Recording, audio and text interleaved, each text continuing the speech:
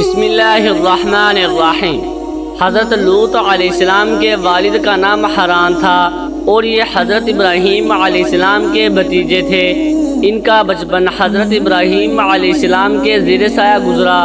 حضرت لوط علیہ السلام اور حضرت سارہ علیہ السلام ملت ابراہیمی علیہ السلام کے پہلے مسلم اور سابقون الاولون میں سے تھے۔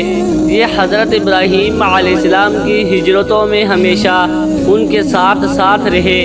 مصر میں قیام کے دوران ان کے اور حضرت ابراہیم علیہ السلام کے پاس دیگر ساز و سامان کے علاوہ مویشیوں کے بڑے بڑے ریور بھی تھے۔ دونوں کے چرواہوں اور محافظوں کے درمیان عموماً کشمکش رہتی، چنانچہ باہمی رضامندی سے دونوں نے یہ فیصلہ کیا کہ حضرت لوط علیہ السلام مصر سے ہجرت کر کے مشرقی اردن کے علاقے سدوم اور عمورہ چلے جائیں اور وہاں دین حنیف کی تبلیغ کریں، اور حضرت ابراہیم علیہ السلام واپس بیت المقدس چلے جائیں۔ حضرت لوط علیہ السلام اپنا ساز و سامان اور مویشیوں کا ریور لے کر سدوم کی سرسبز و شاداب سرزمین میں بس گئے تو دیکھا کہ وہاں کے باشندے تو فواحش اور مصیبتوں میں اس قدر مبتلا ہے کہ الامان الحفیظ، دنیا کی کوئی برائی ایسی نہ تھی جو ان میں موجود نہ ہو۔ دیگر بدترین عیوب و فواحش کے علاوہ یہ قوم ایک نہایت غلیظ عمل کی موجد بھی تھی، جسے آج کی جدید دنیا ہم جنس پرستی کے نام سے جانتی ہے۔ یہی وہ بدبخت قوم ہے جس نے یہ ناپاک فعل بد ایجاد کیا۔ زیادہ خباثت اور بے شرمی کی بات یہ تھی کہ یہ لوگ العلان فخر و مباحات کے ساتھ یہ بدکاری کرتے تھے۔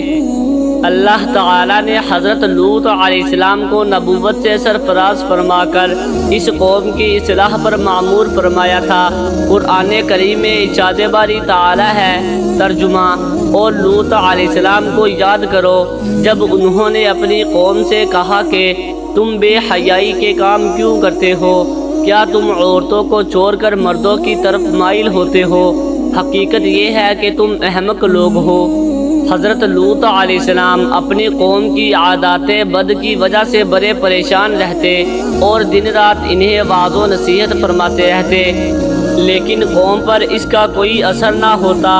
وہ ڈٹائی اور بے شرمی کے ساتھ فخریہ بدعات میں مشغول رہتے۔ حضرت لوط علیہ السلام کا نہ صرف مذاق اڑاتے بلکہ ان کے ساتھ بہت سخت رویہ رکھتے۔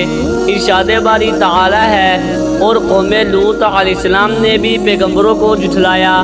جب ان سے لوط علیہ السلام نے کہا کہ تم کیوں نہیں ڈرتے؟ میں تو تمہارا امانت دار پیغمبر ہوں، تو اللہ سے ڈرو اور میرا کہنا مانو، اور میں تم سے اس کام کا بدلہ نہیں مانگتا۔ میرا بدلہ اللہ رب العالمین کے ذمے ہے۔ کیا تم تمام عالم میں سے صرف لڑکوں پر مائل ہوتے ہو، اور تمہارے پروردگار نے تمہارے لیے تمہاری بیویاں پیدا کی ہے، ان کو چھوڑ دیتے ہو؟ حقیقت یہ ہے کہ تم حد سے نکل جانے والے ہو۔ قوم کو حضرت لوط علیہ السلام کا واعظ و نصیحت بہت برا محسوس ہوتا، چنانچہ انہوں نے نہایت سختی سے کہا، اے لوط، اگر تم باز نہ آئے تو ہم تمہیں شہر بدر کر دیں گے۔ حضرت لوط علیہ السلام لطافت و نرمی کے ساتھ واعظ و نصیحت کرتے رہے۔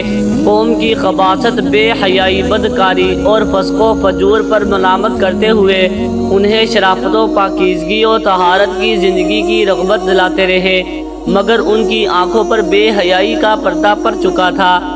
حضرت لوط علیہ السلام نے دین ابراہیمی علیہ السلام کی تبلیغ کا سلسلہ جاری رکھتے ہوئے بڑی محفل میں انہیں غیرت دلائی۔ اے قوم کے لوگوں، کیا تم ہی وہ نہیں ہو کہ تم مردوں سے بدعملی کرتے ہو اور لوگوں کی راہ مارتے ہو اور اپنی مجلسوں میں ناپسندیدہ کام کرتے ہو؟ ان کی قوم کے لوگ جواب میں بولے، اے لوط، اگر تم سچے ہو تو تم ہم پر عذاب لے آؤ۔ اس مطالبے کے بعد حضرت لوط علیہ السلام کو یقین ہو گیا کہ اب یہ راہ راست پر آنے والے نہیں، چنانچہ بے بسی کے عالم میں رب ذوالجلال کے حضور دعا کے لیے ہاتھ پھیلا دیے، اے میرے پروردگار، ان مفسد لوگوں کے مقابلے میں مجھے نصرت عطا فرما۔ اللہ تعالیٰ نے اپنے نبی علیہ السلام کی دعا قبول فرمائی اور اپنے خاص فرشتے دنیا کی جانب روانہ کیے۔ یہ فرشتے حضرت جبریل علیہ السلام، حضرت میکائیل علیہ السلام اور حضرت اسرافیل علیہ السلام تھے جو انسانی شکل میں دنیا میں آئے تھے۔ وہ سب سے پہلے حضرت ابراہیم علیہ السلام سے ملے اور انہیں بیٹے کے پیدائش کی خوشخبری سنائی۔ اللہ تعالیٰ نے سورۃ الذاریات میں اس ملاقات کی تفصیل بیان فرمائی ہے۔ فرشتے حضرت ابراہیم علیہ السلام سے ملاقات کے بعد حضرت لوط علیہ السلام کی بستی پہنچے تو دوپہر کا وقت تھا۔ صدوم شہر کے دروازے ہی پر ان کی ملاقات حضرت لوط علیہ السلام کی صاحبزادی سے ہو گئی جو وہاں پانی بھرنے پہنچی تھی۔ فرشتوں نے لڑکی سے پوچھا، ہم یہاں کہیں ٹھہر سکتے ہیں؟ لڑکی نے جواب دیا کہ آپ اس جگہ رکے رہیں، میں واپس آ کر بتاتی ہوں۔ در حقیقت لڑکی کو اس بات کا ڈر ہوا کہ اگر یہ قوم کے ہاتھ لگ گئے تو قوم ان کے ساتھ لازماً برا سلوک کرے گی، کیونکہ تینوں فرشتے خوبصورت نوعمر لڑکوں کے روپ میں تھے۔ لڑکی نے گھر پہنچ کر والد کو صورتحال سے آگاہ کیا۔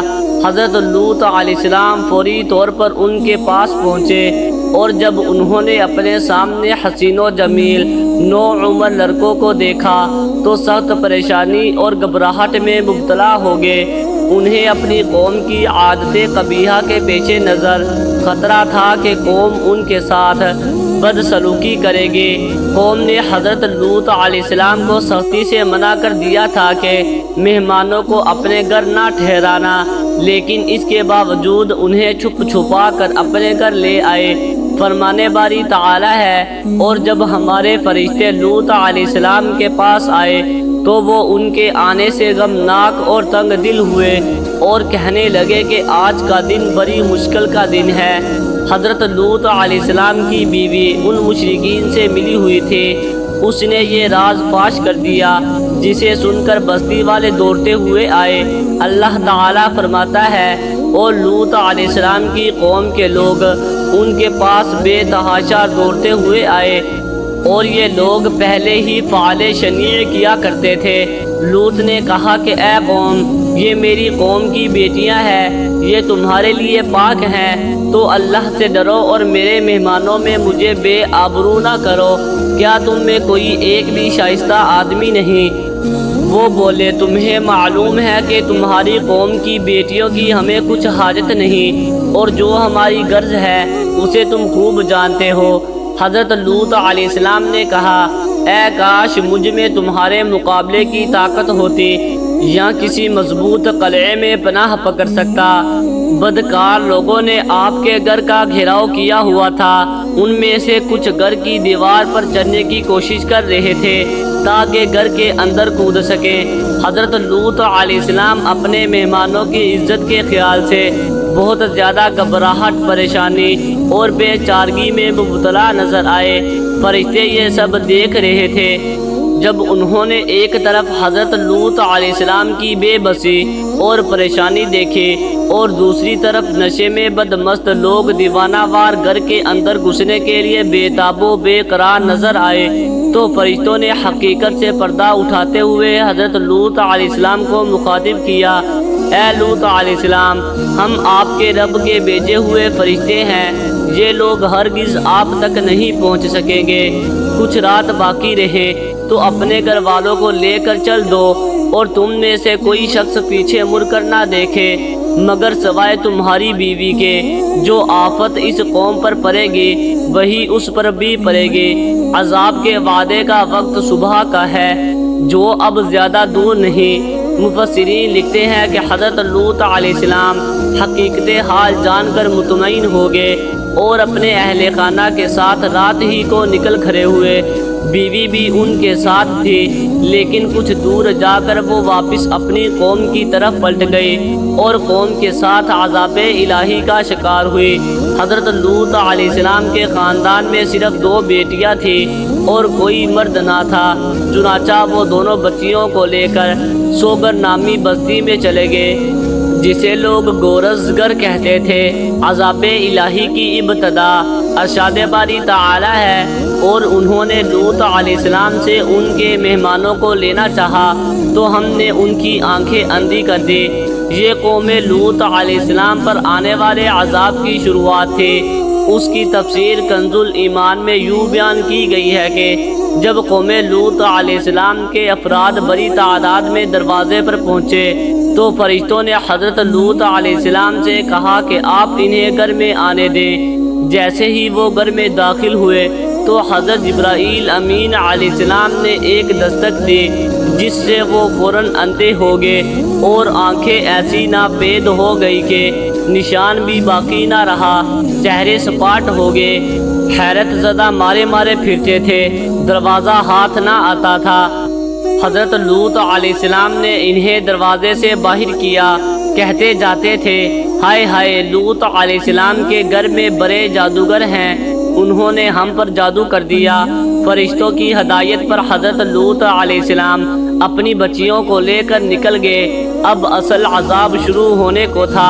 اللہ تعالیٰ نے قرآن مجید میں ارشاد فرمایا، پھر جب ہمارا حکم آیا تو ہم نے اس بستی کے اوپر کو اس کا نیچا کر دیا اور اس پر کنکر کے پتھر لگاتار برسائے جو نشان کیے ہوئے تیرے رب کے پاس ہیں، اور وہ پتھر ظالموں سے کچھ دور نہیں۔ حضرت جبریل علیہ السلام نے قوم لوط علیہ السلام کے شہر جس خطہ زمین پر تھے اس کے نیچے اپنا بازو ڈالا اور ان 5 شہروں کو جن میں سب سے بڑا صدوم تھا اور ان میں 4 لاکھ نفوس بستے تھے اتنا اونچا اٹھایا کہ وہاں کے کتوں اور مرغوں کی آوازیں آسمان پر پہنچنے لگی، اور اس آہستگی سے اٹھایا کہ نہ تو کسی برتن کا پانی گرا اور نہ کوئی سونے والا بیدار ہوا، اور پھر اس بلندی سے ان کو اوندا کر کے پلٹا دیا، اور پھر ان پر جو پتھر برسائے ان پر ایسا نشان تھا جس سے وہ دوسروں سے ممتاز تھے۔ ایک قول یہ ہے کہ جس پتھر سے جس شخص کی ہلاکت منظور تھی اس کا نام اس پتھر پر لکھا تھا۔ قرآن کریم کی 15 سورتوں کی 40 آیات میں حضرت لوط علیہ السلام اور ان کی قوم کا ذکر موجود ہے۔ حضرت لوط علیہ السلام مع خاندان صدوم سے ہجرت کر کے صفوگر یا سگر کی بستی میں چلے گئے تھے جو صدوم کے قریب ہی آباد تھی۔ آفتاب نکلنے کے بعد جب انہوں نے صدوم کی جانب دیکھا تو وہاں ہلاکت اور بربادی کے سوا کچھ نہ تھا۔ حضرت لوط علیہ السلام کچھ دن بعد سوگر چھوڑ کر قریبی ایک پہاڑی پر آباد ہو گئے اور وہیں ان کا انتقال ہوا۔ امید ہے کہ آپ کو ویڈیو اچھی لگی ہوگی۔ ویڈیو اچھی لگی ہے تو ویڈیو کو لائک ضرور کر دیں اور چینل کو بھی سبسکرائب کر دیں تاکہ اس طرح کے انفارمیٹیو ویڈیوز آپ کے پاس بر وقت پہنچتی رہیں۔ شکریہ۔